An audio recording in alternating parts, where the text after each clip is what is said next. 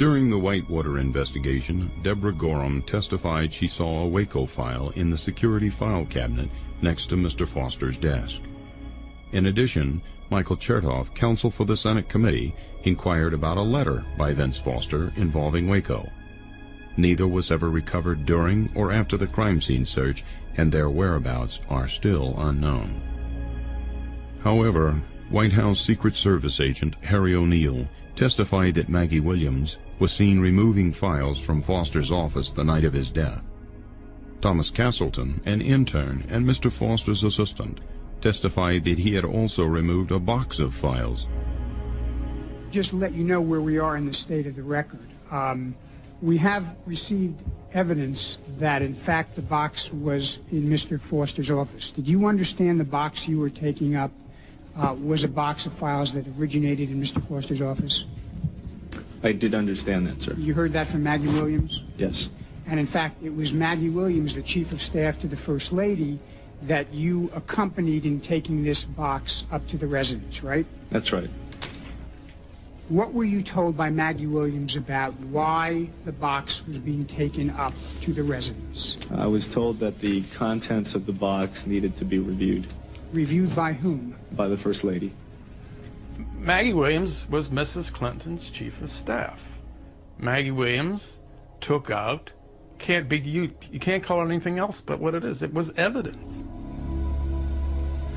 One of the interesting things that happens in an investigation is you begin to get anonymous phone calls.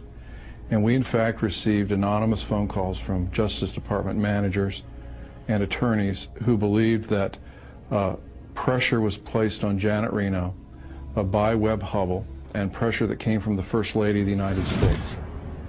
Now, we believed that because the military was present at Waco in some capacity, that the President may have made a decision to allow that to happen, following some sort of a legal protocol where he says this is of such a serious nature they need to be involved. And we asked for those documents and asked to see National Security Council documents. And were not provided with any information that enabled us to reach a conclusion. It's a serious allegation that the President interfered with, changed, moved up the decision. And we can't just bandy these things around unless we have some real evidence. If Combat Applications Group was on the ground that day, actually pulling triggers, the origin of that operation would have come directly from the White House. It would have come from the President, because Combat Applications Group is, for all intents and purposes, the President's private army. It was discussed at the meeting that the senior levels of the Clinton administration had authorized Delta to be deployed to Waco, Texas, and not just 2 or 3 people deployed there, but enough people there to get the job done. As we come to an end, all of us are looking for anything that happened in these hearings after 8 days and nights to indicate not that General Reno had something to do with this, but now the President. Well, after we've exhausted that bit, the only one left that I can think of is the butler. Maybe the butler did it. I am surprised you hadn't tried to subpoena the butler by now.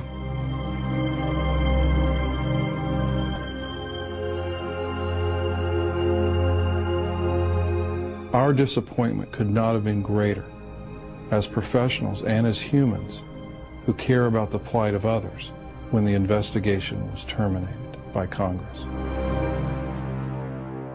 As I count up the deaths here, 86, and then if you want to make the leap that Oklahoma City has some connection because it was done on the anniversary of Waco, that's another 160, give or take. So you're talking 246 lives, and for this Congress to try to oversee what in the hell happened and how did it happen, it just seems to be talking about the butler did it, a little capricious, a little frivolous, and that's just my opinion. I yield my time to Mr. McCullum.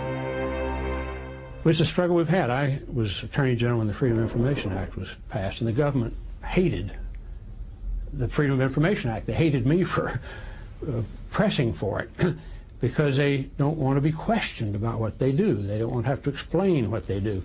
And yet, if you want to be a free society, if you want to have justice, if you want to avoid a police state, you better know what your government does. You better insist upon a right to know what your government does.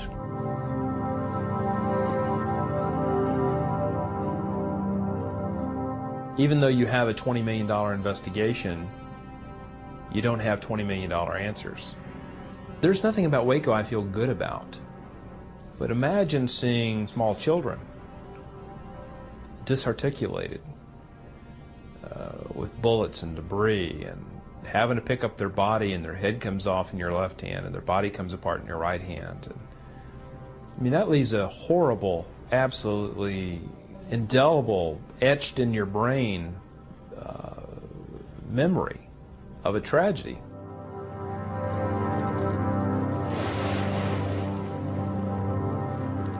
The prosecutors during our trial tried to prove conspiracy and murder, and all 11 defendants were found by a jury to be not guilty of those 2 charges. And I think that, to me, is for the president and for any media or anybody in this committee to continue to refer to us as murderers, I feel that's unjust.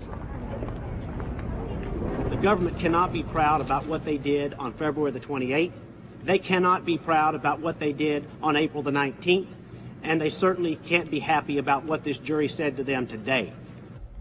We found all of the defendants not guilty of conspiracy to commit murder and of murder.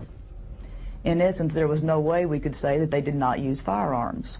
I think the jury totally rejected the scary idea that came out in final argument that someone who would study a certain religion by virtue of the way he thinks would be guilty of a conspiracy to murder federal agents. That, I think, is one clear message that came out of this trial. What we came to realize, too late to correct, was that we could not have found them guilty of using firearms without having found them guilty of either conspiracy to murder or murder. Those 2 charges were tied together. When the judge looked at the jury's verdict, he said this finding of guilty to commission of a federal offense is inconsistent. I'll throw it out. But then he changed his mind, and when it came to sentencing, he stood the jury's verdict on his head. He said in his sentencing speech that since they were guilty of using a weapon in the commission of a federal offense, he would find that the federal offense was murder and conspiracy to commit murder.